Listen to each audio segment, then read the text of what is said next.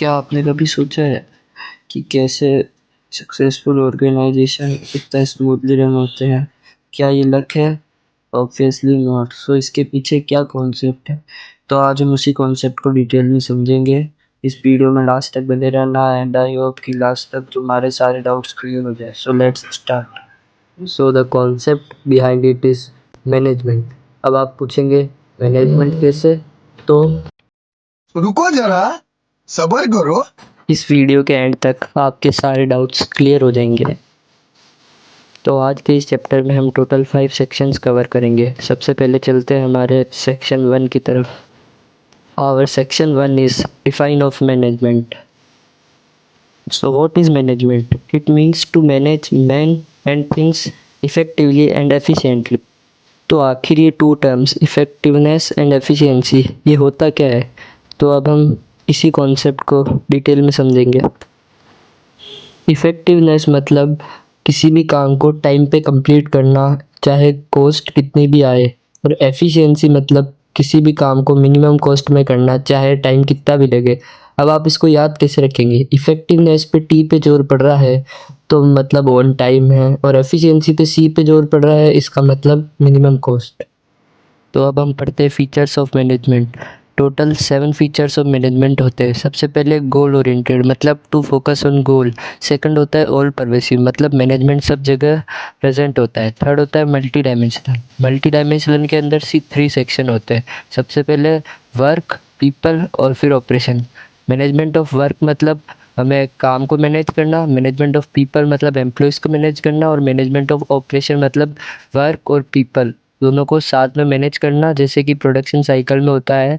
हम production cycle में employ को इस तरह मैनेज करते हैं कि वो गोल को सक्सेसफुली अचीव कर सके। उसके बाद होता है कंटिन्यूस। कंटिन्यूस मतलब होता है कि ये चलता रहता है, कभी एंड नहीं होता है।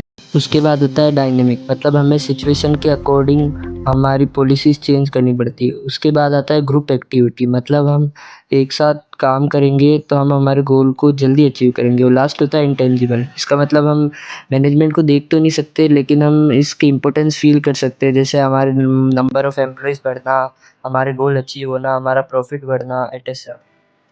अब हम समझते हैं हमारे सेक्शन 2 ऑब्जेक्टिव्स एंड इम्पोर्टेंस को। टोटल 3 ऑब्जेक्टिव्स होते हैं, ऑर्गेनाइजेशनल, सोशल और पर्सनल। ऑर्गेनाइजेशनल का फोकस होता है ऑर्गेनाइजेशन एंड इट्स बेनिफिट, जिसके की 3 पॉइंट होते हैं। Survival, to cover its cost, profit जो आपको पता ही है, और ग्रोथ मतलब नंबर ऑफ वेंचर्स बढ़ना। उसके बाद आता है सोशल मतलब सोसाइटी का बेनिफिट, जैसे सोशल अच्छे काम करना, एम्प्लॉयमेंट जनरेट करना, पेड़ उगाना। फिर आता है पर्सनल, एम्प्लॉयज़ के बेनिफिट्स के लिए, जैसे उनको अच्छा वेजेस पे करना, उनकी सेफ्टी रखना, उनको रिस्पेक्ट देना। अगला इम्पोर्टेंस। इम्पोर्टेंस के लिए मैं आपके लिए एक्रोनिम लाया हूँ, pegs B. P for personal objective achieve होते हैं, ई फॉर एफिशिएंसी इंक्रीज़ करता है, G for group goals achieve होते हैं, एस फॉर सोसाइटी को डेवलप करने में हेल्प करता है, डी फॉर डायनेमिक ऑर्गेनाइजेशन मतलब मैनेजमेंट ऑर्गेनाइजेशन को हेल्प करता है कि वो इन्वायरमेंट के अकॉर्डिंग चेंजेस अडॉप्ट करें। अब हम बढ़ेंगे हमारे सेक्शन 3 की तरफ, management as art, science and profession. सबसे पहले मैनेजमेंट एज साइंस। साइंस में सिस्टमेटिक नॉलेज होता है और मैनेजमेंट में भी होता है। सिस्टमेटिक नॉलेज मतलब कॉज एंड इफेक्ट रिलेशनशिप, किसी न किसी कॉज का कोई ना कोई इफेक्ट ज़रूर होता है। सेकंड होता है एक्सपेरिमेंटेशन। साइंस में सारे एक्सपेरिमेंट का एक ही रिजल्ट आता है, भले वो कोई सी भी सिचुएशन हो, लेकिन मैनेजमेंट में ऐसा नहीं होता है। थर्ड है यूनिवर्सल एप्लीकेशन। साइंस के जो भी रूल होते हैं वो सब जगह बिना चेंज करे अप्लाई होते हैं, लेकिन मैनेजमेंट डायनेमिक है, इसीलिए वहाँ यूनिवर्सल एप्लीकेशन नहीं होता। सेकंड पॉइंट है मैनेजमेंट एज एन आर्ट। इसका फर्स्ट पॉइंट है थ्योरेटिकल नॉलेज। इसका मतलब होता है कि आप बुक्स से पढ़ के आर्ट को समझ सकते हो, वैसे ही मैनेजमेंट के लिए भी बुक होती है।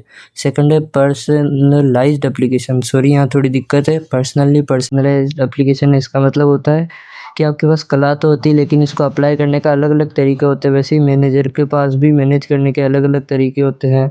फिर उसके बाद थर्ड है प्रैक्टिस एंड क्रिएटिविटी। इसका मतलब आप जितनी प्रैक्टिस और जितनी ज़्यादा क्रिएटिविटी दिखाएंगे, आप उतने अच्छे मैनेजर कहलाएंगे। अब मैनेजमेंट एज अ प्रोफेशन, इसका फर्स्ट पॉइंट है वेल डिफाइंड नॉलेज। मैनेजमेंट में भी वेल डिफाइंड नॉलेज होती है और प्रोफेशन में भी होती है। सेकंड है रिस्ट्रिक्टेड एंट्री। प्रोफेशन में जैसे कि सी हो गए, इनके लिए एग्ज़ाम होते हैं, लेकिन मैनेजमेंट मतलब जैसे कि आपको कोई बिजनेस खोलना है तो उसके लिए कोई एग्ज़ाम नहीं होता, आपकी इच्छा हो जैसे खोल सकते हो और आप मैनेज कर सकते हो अपने बिजनेस को। थर्ड है कोड ऑफ कंडक्ट। हर एक ऑर्गेनाइजेशन एसोसिएशन के अपने अपने कोड ऑफ कंडक्ट होते हैं, लेकिन अगर आपकी दुकान है तो ज़रूरी नहीं है कि आपके एम्प्लॉय को सारे कोड ऑफ कंडक्ट को फॉलो करें जो भी एसोसिएशन ने बनाए हैं। तो एट द एंड हम कह सकते हैं कि मैनेजमेंट एक साइंस नहीं है, लेकिन इनकम्प्लीट साइंस है और सोशल साइंस है, क्योंकि ये ह्यूमन बिहेवियर पे बेस्ड होता है। और मैनेजमेंट एक आर्ट है और मैनेजमेंट प्रोफेशन नहीं है। हमारा सेक्शन 4 है मैनेजमेंट हायरार्की और लेवल्स ऑफ मैनेजमेंट। तो मैनेजमेंट की टोटल 3 लेवल्स होते हैं। सबसे पहला आता है टॉप लेवल, फिर मिडल लेवल, फिर लोअर लेवल। तो अब हम तीनों के फंक्शन एक एक करके पढ़ेंगे। सबसे पहला है टॉप लेवल। इसके फंक्शन होते हैं कि ये बिजनेस एनवायरनमेंट एनालाइज करे, कंपनी के लिए प्लान्स पॉलिसीज़ बनाए, कंपनी के जितने भी जो भी मतलब एक्टिविटी होती है उनके लिए टॉप लेवल रिस्पॉन्सिबल होता है। अब है मिडल लेवल। ये एक लिंक के तौर पे काम करता है between top level and lower level. जितने भी प्लान्स एंड पॉलिसीज़ है उनको इंटरप्रेट करता है। ये देखता है कि इनके जितने भी डिपार्टमेंट है उनमें प्रॉपर एम्प्लॉय है नहीं है, और एम्प्लॉय अगर नहीं है तो फिर एम्प्लॉय हायर करता है, जाता है तो फायर करता है, और भी बहुत सारे फंक्शंस। अब हम पढ़ेंगे functions of lower management. Lower level management के फंक्शन होते हैं जो भी प्लान्स पॉलिसी टॉप लेवल बनाता है उनको इम्प्लीमेंट करना, और वर्कर के लिए सेफ वर्किंग कंडीशन मेंटेन करना, और स्ट्रिक्ट प्रोडक्ट क्वालिटी है डायरेक्टली मतलब गाइड करता है, कंट्रोल करता है वर्कर को। इसके बाद एक लास्ट वो होता है स्टेज जहाँ पे होते हैं वर्कर, जो कि लेवल्स ऑफ मैनेजमेंट में तो नहीं आता, लेकिन वर्कर जो होते हैं वो लोअर लेवल मैनेजमेंट में नहीं आते, उसके नीचे वाले सेक्शन में आते। अब हमारा आखिरी सेक्शन सेक्शन 5 है फंक्शंस एंड कोऑर्डिनेशन। तो सबसे पहले हम पढ़ते हैं फंक्शंस ऑफ मैनेजमेंट। मैनेजमेंट के टोटल 5 फंक्शन होते हैं। POSDC, P for planning, what to do decide करना एडवांस में। दूसरा है ऑर्गेनाइजिंग, मतलब अलोकेट करना रिसोर्स और ऑर्गेनाइजेशनल स्ट्रक्चर बनाना। थर्ड है स्टाफिंग, मतलब placing the right person and right job at right time. फिर फोर्थ है डायरेक्टिंग, मतलब इंस्पायर करना, मोटिवेट करना और रिटेन करना एम्प्लॉय को। लास्ट है कंट्रोलिंग, मतलब हमें चेक करना है कि जो हमने प्लान करा उस हिसाब से हमारे रिजल्ट आए नहीं है। अब हम बढ़ते हैं हमारे फाइनल टॉपिक कोऑर्डिनेशन की तरफ। कोऑर्डिनेशन मतलब होता है कि कोऑर्डिनेशन एक ऐसा फोर्स होता है जो कि हमारे ऑर्गेनाइजेशन को बांधे रखता है ताकि सब एकजुट होकर काम करें और हमारा गोल अचीव करें। कोऑर्डिनेशन बहुत ही बेसिक और इम्पोर्टेंट फंक्शन होता है मैनेजमेंट का, लेकिन हम इसे 5 फंक्शंस ऑफ मैनेजमेंट में क्यों कंसिडर नहीं करते, तो आइए पढ़ते हैं। तो हम इसे 5 फंक्शंस ऑफ मैनेजमेंट पे इसीलिए कंसिडर नहीं करते क्योंकि एक एसेंस होता है मैनेजमेंट का। ये हर एक लेवल पे रिक्वायर्ड होता है, ये हर एक फंक्शन को परफॉर्म करने में रिक्वायर्ड होता है, और ये मोस्ट इम्पोर्टेंट फंक्शन है मैनेजमेंट का। अब आप सोचेंगे कि हर एक फंक्शन में कैसे, तो जैसे कि प्लानिंग में हो गया कि प्लान्स और गोल्स के बीच में, और ऐसे ही अगले 4 फंक्शन में भी ये रिक्वायर्ड होता है। अब अगला है फंक्शंस ऑफ कोऑर्डिनेशन। फंक्शन से कि इंटीग्रेट करता है ग्रुप एफर्ट या इंश्योर करता है यूनिटी ऑफ एफर्ट्स हो। ये रिस्पॉन्सिबिलिटी होती है सारे लेवल्स ऑफ मैनेजर की। उसके बाद ये कंटिन्यूस प्रोसेस होता है और ये हर जगह चाहिए रहता है जैसा कि आपको पता ही है। और लास्ट है कि ये डेलिब्रेट फंक्शन है, मतलब इसको विलिंगली बनाया जाता है। तो फाइनली अब हम पढ़ेंगे हमारा लास्ट पॉइंट, नीड और इम्पोर्टेंस ऑफ कोऑर्डिनेशन। पहला है कि ग्रोथ इन साइज, जैसे जैसे साइज बढ़ती है उस वैसे वैसे कोऑर्डिनेशन की नीड और बढ़ती है।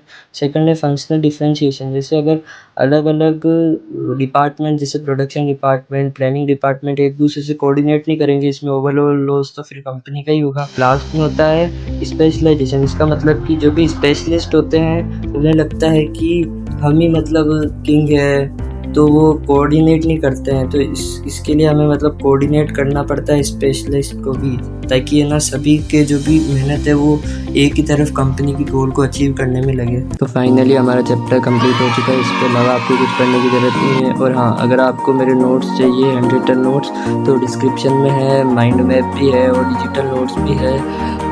तो आई होप कि ये चैप्टर आपको एकदम अच्छे से समझ आ गया हो। अगर वीडियो पसंद आई तो कमेंट करें, शेयर करें, लाइक करें और ज़्यादा से ज़्यादा सब्सक्राइब करें, और ऐसी और वीडियो के लिए मेरे साथ बने रहें। Thanks for watching, bye bye.